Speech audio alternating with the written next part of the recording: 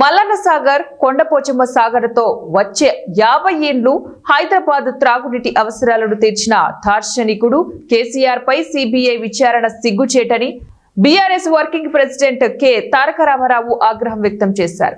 సిబిఐని మోదీ జేబు సంస్థగా రాహుల్ గాంధీ విమర్శిస్తే రేవంత్ దానిని ప్రశంసించడం కాంగ్రెస్ దౌర్భాగ్య స్థితికి నిదర్శనమని విమర్శించారు. భద్రాద్రి కొత్తగూడెం జిల్లా పినపాక నియోజకవర్గం మనుగూరుకు చెందిన సీనియర్ కాంగ్రెస్ నేత ప్రభాకర్ రావు తన అనుచరులతో బుధవారం ఎర్రవల్లిలో కేటీఆర్ సమక్షంలో బీఆర్ఎస్ లో చేరారు.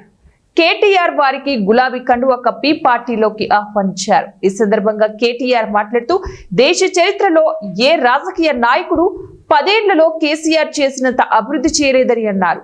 కాళేశ్వరం ప్రాజెక్టు వల్ల తెలంగాణ పచ్చబడుతుంటే కొందరు కండ్లు ఎర్రబడుతున్నాయని మండిపడ్డారు. కేసీఆర్ నాయకత్వాన్ని ప్రజలు అనుక్షణం గుర్తు చేసుకుంటూనే ఓర్వలేకే కాంగ్రెస్, బీజేపీ కక్షపూరితంగా అక్రమ కేసులతో కేసీఆర్ ను బద్నాం చేస్తున్నారని ఆరోపించారు.